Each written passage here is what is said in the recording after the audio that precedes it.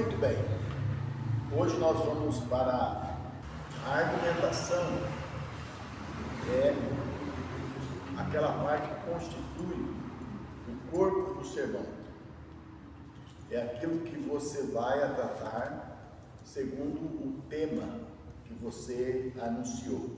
Agora nós vamos analisar alguns preceitos da argumentação. O que é um preceito? Preceito é aquilo que se recomenda praticar.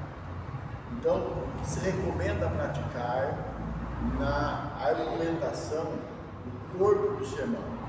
Primeiro, é preciso que você use argumentos bíblicos. Todos os argumentos devem ser extraídos da Bíblia. Tudo aquilo que você for falar no sermão, você vai usar versículos bíblicos. Existem versículos bíblicos que eles são assim mais fortes para você apresentar ou defender o seu assunto. Existem versículos que eles são um pouco mais fracos. Então não precisa assim ser muitos versículos. Não é importante a quantidade de versículos que você vai usar, mas sim a qualidade, né? Não que tem texto bíblico que ele não tem qualidade e outro tem.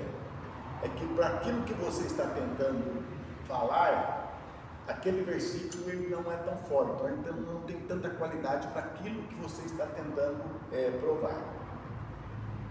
É bom que você não somente, quando você estiver argumentando, que você não somente cite os versículos, mas também que você explique o versículo.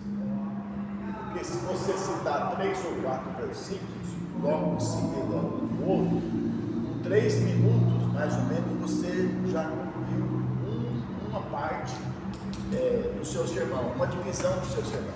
Então é preciso, por exemplo, argumentar e tomar cuidado para não torcer o versículo. Lembra quando eu preguei aquela vez, quando Jesus falou, sede simples como a pomba e prudentes como a serpente? Para muitas pessoas, o que é isso aí?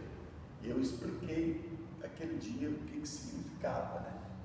Então é importante que você tenha textos bíblicos, porque você está pregando a palavra de Deus.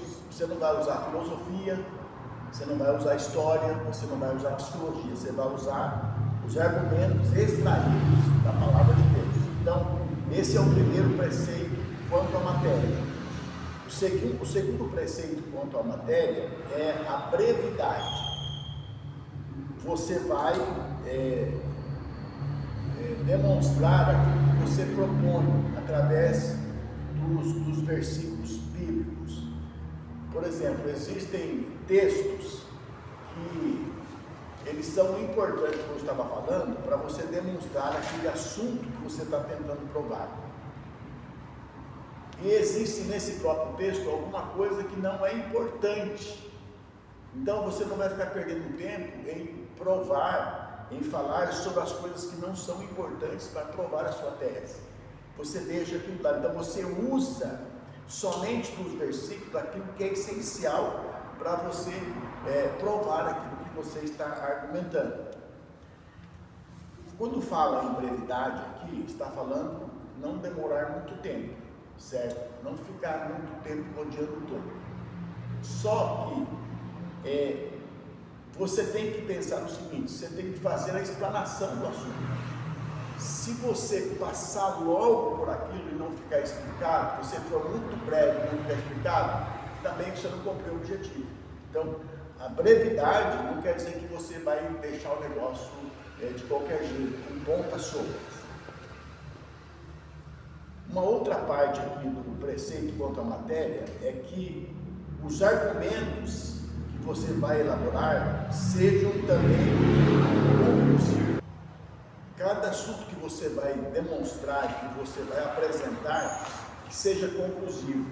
Por exemplo, você pode dizer assim, e diante disso, desta forma, o que eu quero dizer com isso? Então é necessário que seja argumentos conclusivos, que não fique alguma coisa assim sem compreensão.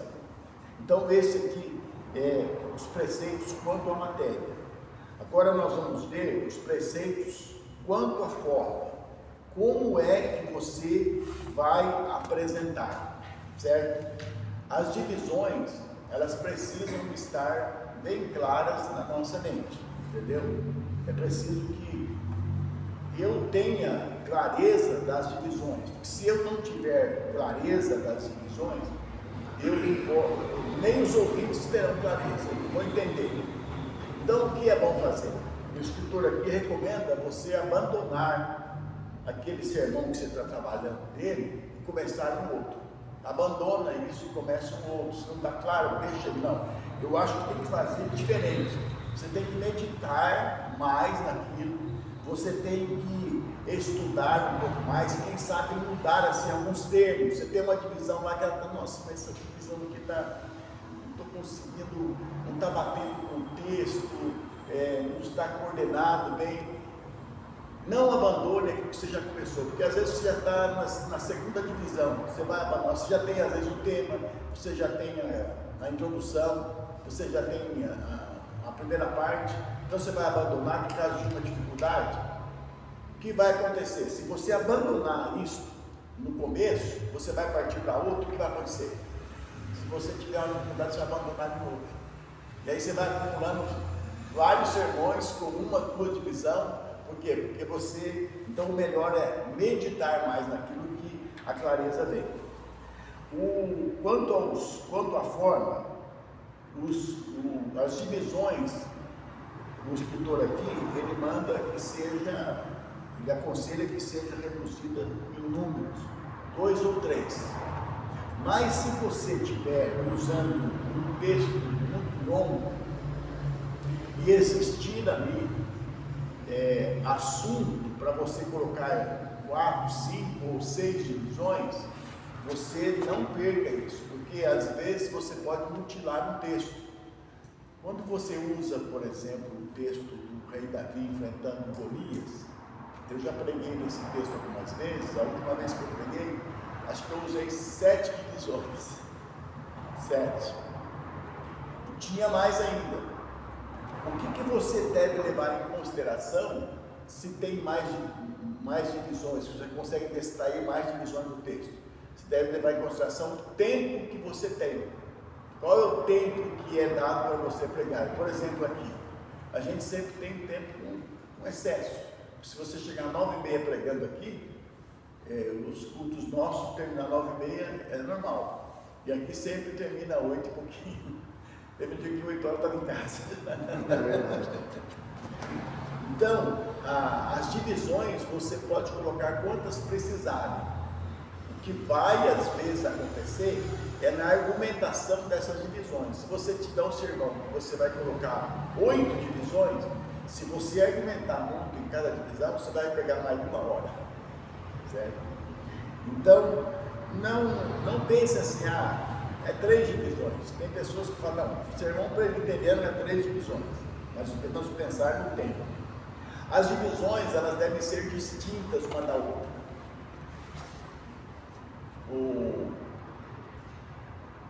A palavra ter fé, crer e confiança é uma palavra só, são sinônimas, não é? São sinônimas. Se você usar uma divisão assim, e ele se aproximou de Jesus com fé, primeira divisão. E ele recebeu a cura porque ele estava confiante no Senhor. Mesma coisa. Então você deve usar os argumentos que você usaria para a segunda divisão, você usa na primeira divisão. Força ou poder são palavras sinônimas.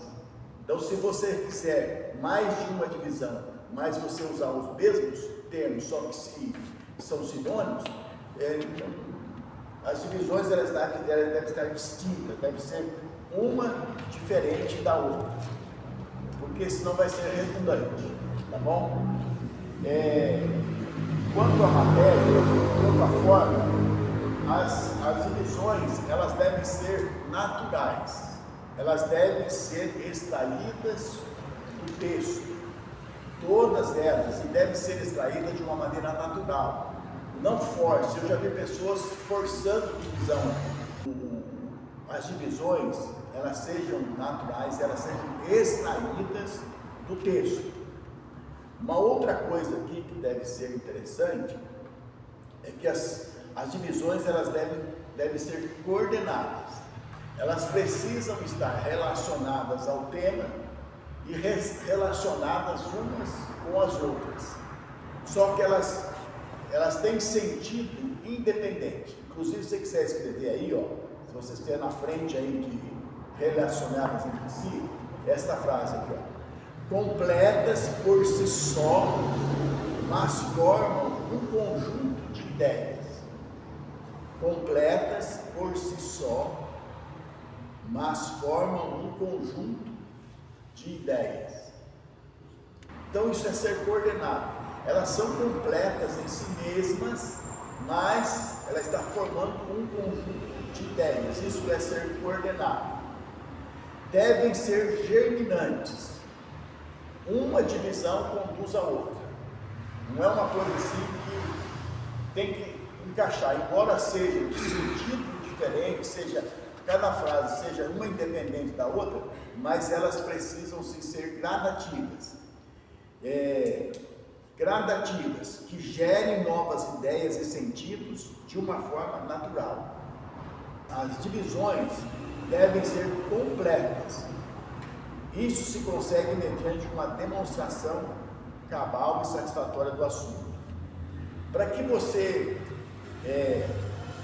deixe a sua divisão completa, você precisa usar de diferentes recursos para fortalecer o argumento. Por exemplo, exemplificação, comparação e ilustração. Você precisa usar desses diferentes recursos para que as suas divisões elas sejam completas. Se você não deixar bem claro aquilo que você está querendo dizer, o povo também não vai entender. Todas as ideias, todos os pensamentos, eles precisam ser completos. Vamos usar aqui uma frase bíblica. A Bíblia diz assim: a vereda do justo é como a luz da aurora. Se você parar aí, embora nós conhecemos a outra parte do versículo, se você parar aí, o próprio texto está dizendo que não está completo. Por quê? Porque existe a palavra comparativa ali. A vereda do justo é como a luz da aurora. Como ela é? Como é a luz da aurora? Então, se você parar aqui, vai ser um argumento que não está conclusivo. A vereda do justo é como a luz da aurora. Como é a luz da aurora? A luz da aurora vai brilhando, brilhando, mais e mais, até ser esse perfeito. Então é interessante que todas as argumentações que você for fazer, elas sejam completas, tá? E agora eu vou fazer uma coisa aqui, para simplificar isso aqui, vou fazer uma coisa aqui que vai ajudar a entender bem isso daqui de uma maneira assim bem prática. Vamos supor que você seja convidado. Agora nós vamos sair da Bíblia e nós vamos falar sobre uma coisa secular, uma palestra secular. Vamos supor que você seja convidado para ir em uma escola falar sobre o mosquito da dengue. Você vai falar sobre o mosquito da dengue. Qual é a primeira coisa que você vai ter que fazer? Você vai ter que fazer uma pesquisa sobre o mosquito da dengue. Você vai falar sobre o mosquito da dengue. Então você vai fazer uma pesquisa, você vai estudar. Por quê? Porque o seu título o que vem a questão de falar? O título, mosquito da dengue. Tá certo, né? Mosquito da dengue. Esse é o seu título. Então você vai pegar e vai estudar. Você vai lá no Google, você vai ver livro e tal, e você vai estudar. Bom, o título daquilo que você vai falar é isso aqui, sobre o mosquito da dengue. Mas o que de fato você vai desenvolver? Qual é a ideia que você vai desenvolver sobre o mosquito da dengue? Então eu coloquei uma coisa aqui, falar sobre as características,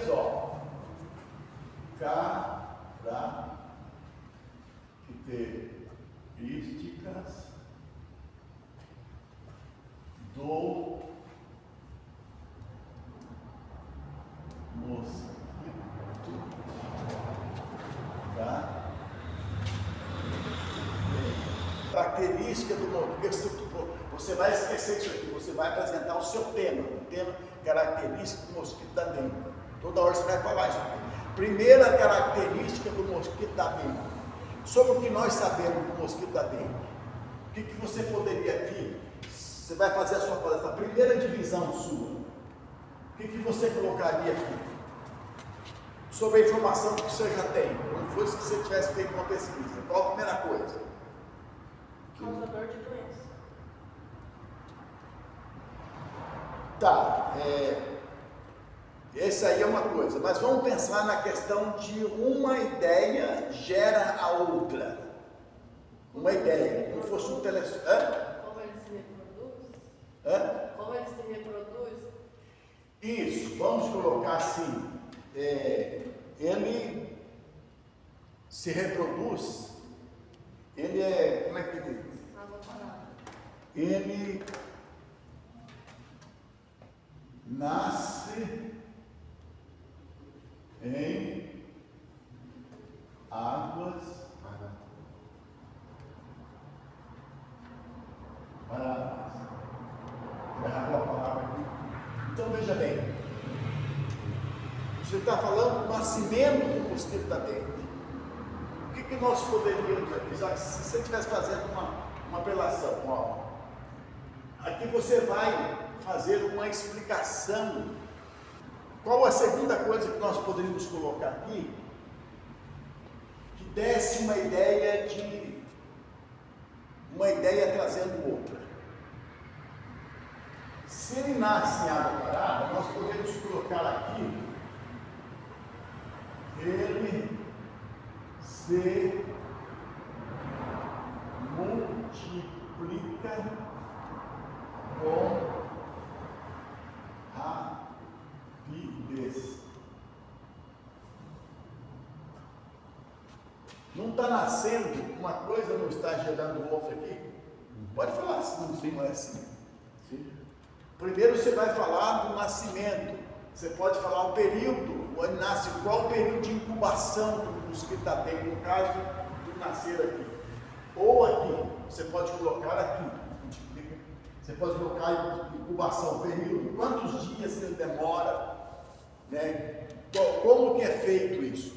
Uma outra coisa que eu coloquei aqui, que pode ser agora o que o André comentou aqui,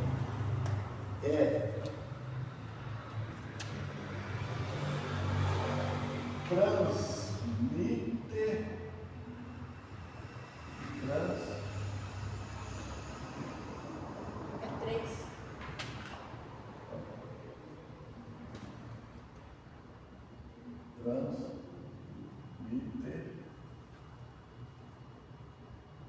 doenças. Então você está vendo aqui a questão, daquilo que nós falamos aqui, uma ideia gera outra, uma divisão está ligada com a outra, está ligada com outra. Primeira característica do mosquito da dengue, nasce em águas paradas. Aí você vai comentar aqui como que é isso aí. Segunda característica do mosquito da dengue, ele se multiplica rapidamente. Terceira característica do mosquito da dengue, transmite doenças. Quarta característica, a fêmea é a Causador da doença.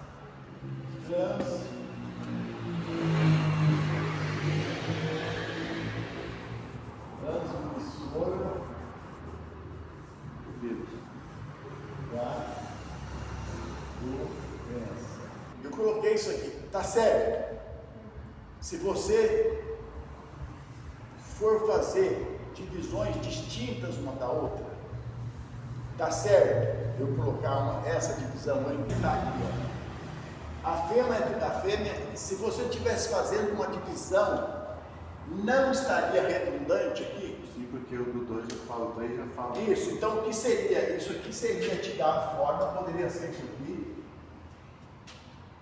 E essa, dizendo que a fêmea, você poderia usar aqui como argumento aqui na transmissão da doença.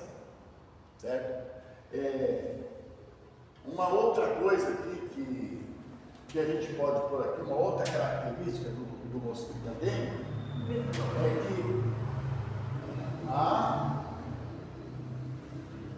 fêmea que se alimenta,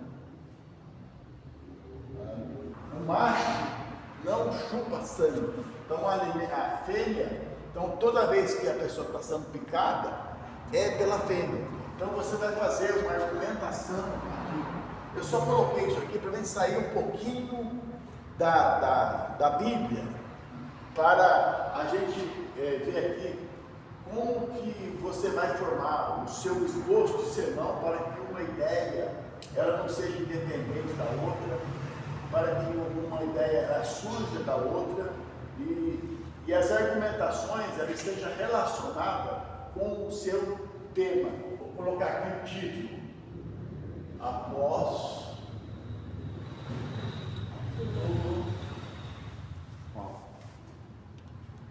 Vamos colocar o Pedro aqui, que eu estava pensando no Pedro, né? Porque você falou Paulo, não estou não.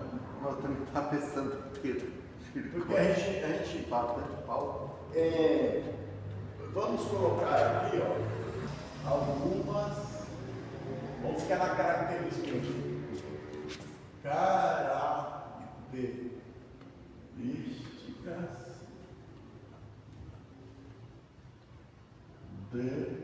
do apóstolo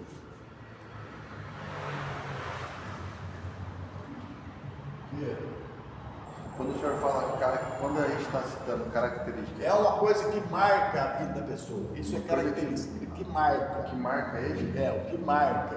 O que a gente olha assim, Pedro, a gente pode perceber que ele não tem nada nele. Pescador de Hã? Ousadia. Tá, vamos colocar ousadia.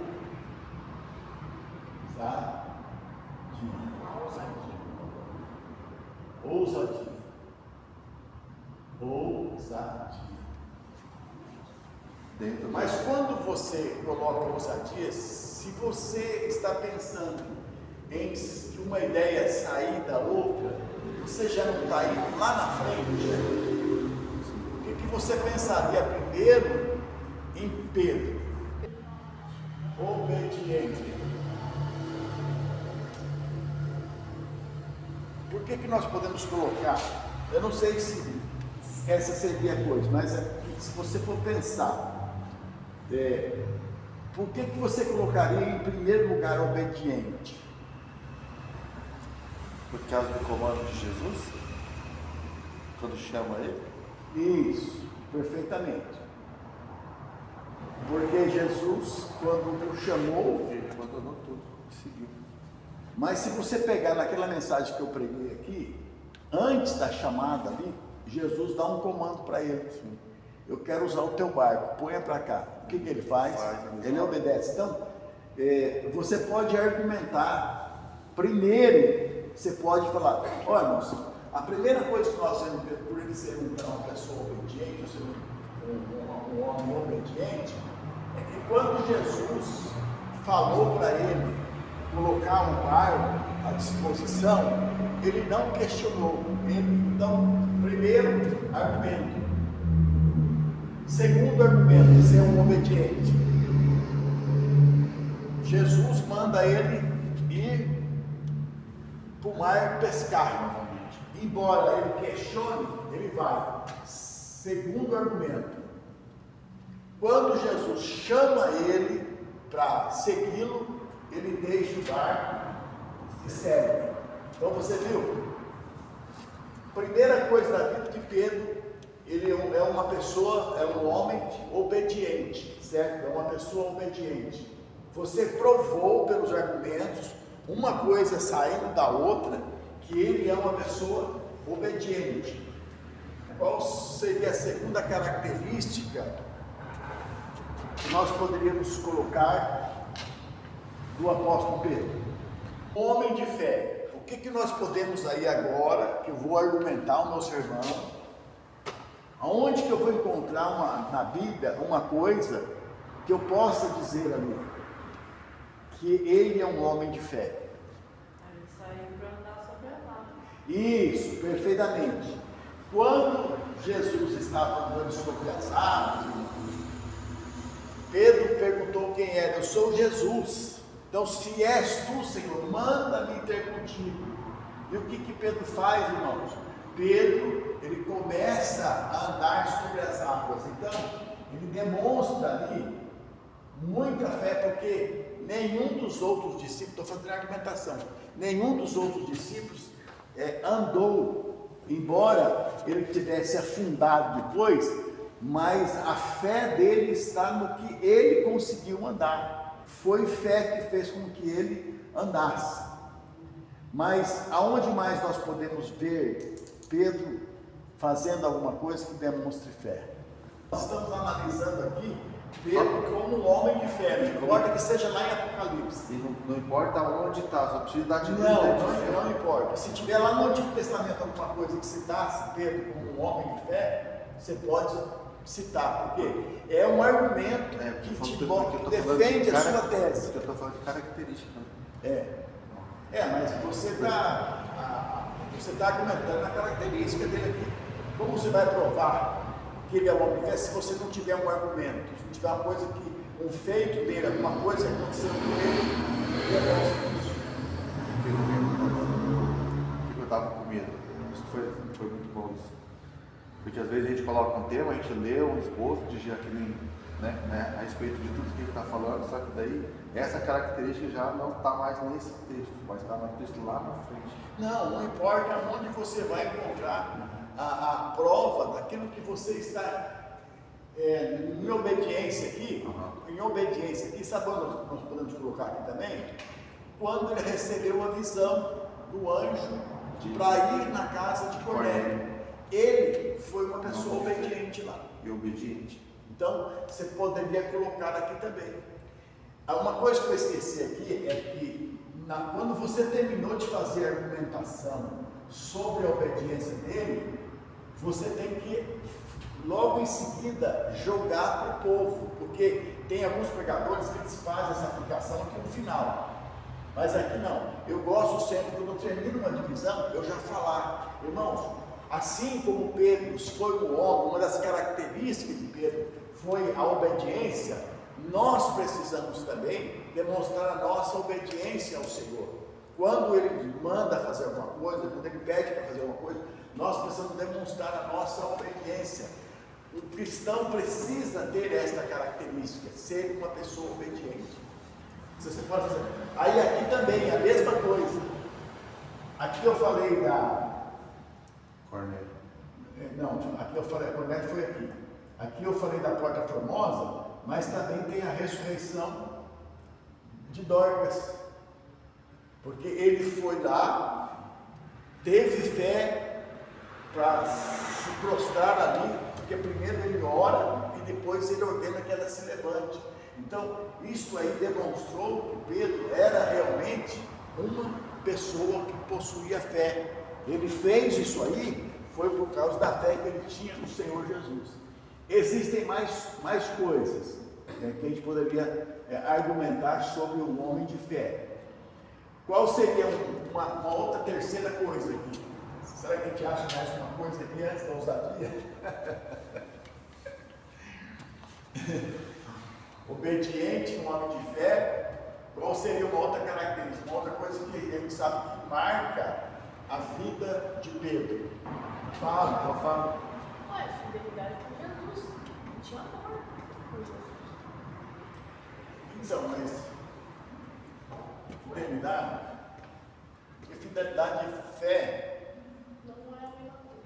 Fidelidade, É amor. ser fiel e obediente. Ser obediente. Eu acho que fidelidade pode entrar assim, sabe? Porque fidelidade, fiel ao Senhor. Tá. Aí o que aonde nós vamos arrumar um texto para a gente mostrar, defender essa tese aqui. Você não pode simplesmente apresentar uma divisão e não ter depois alguma coisa para você provar. Aonde que eu vou encontrar a fidelidade de Pedro? Bom, nós podemos aqui falar um argumento contrário da negação de Pedro. Irmãos, a Bíblia fala que Pedro, ele negou ao Senhor por 3 vezes, mesmo ele sendo advertido pelo Senhor, ele negou. Mas quando ele se encontra com Jesus, olha só, vem na minha cabeça, quando ele se encontra com Jesus lá na beira do mar da Galileia, que o Senhor fala para ele: Pedro, tu me amas? Pedro 3 vezes afirma que ama, então apacentam os meus cordeiros. Então, quando Judas traz Jesus, ele não volta, mas Pedro, por ser um servo fiel, por ser um discípulo fiel, ele continua, mesmo sendo uma pessoa falha. Aí você pode fazer a aplicação, não, muitas vezes nós não vamos ser totalmente fiéis ao Senhor, nós vamos ter um momento que nós vamos dar uma derrapada, nós vamos ser infiéis ao Senhor, mas o importante é que a gente não fique caído, que a gente não fique naquela situação, que a gente volte, que a gente recomece, que aí vai provar, a nossa história vai provar a nossa fidelidade ao Senhor.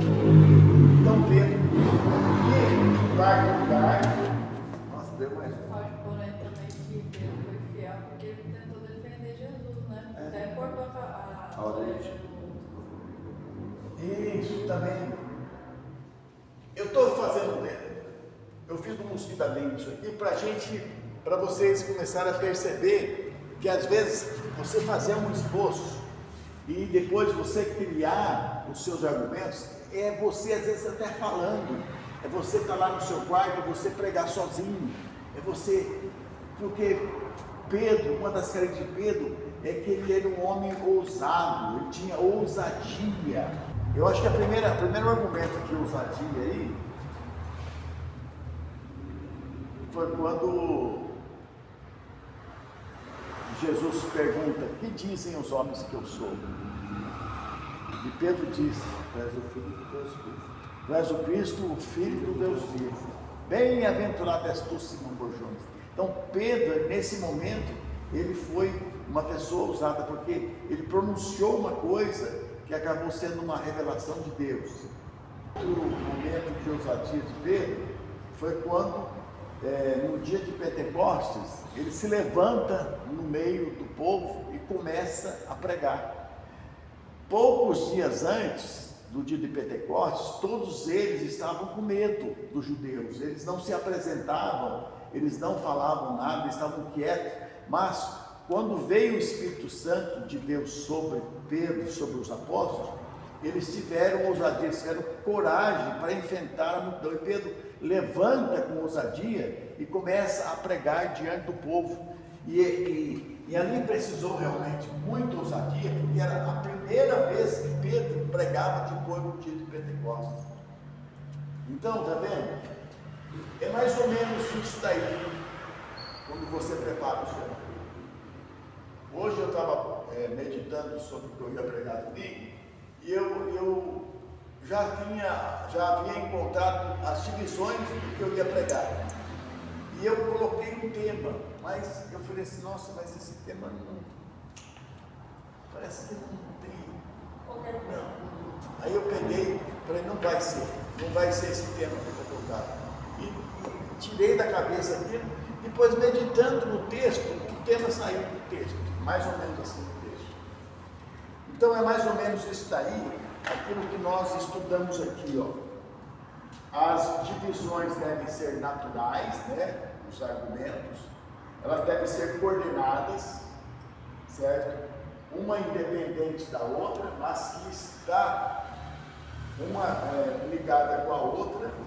Elas devem ser germinantes e elas devem também ser completas. Cada divisão ela é completa, porque depois você faz a sua argumentação. Certo? Então por hoje é só.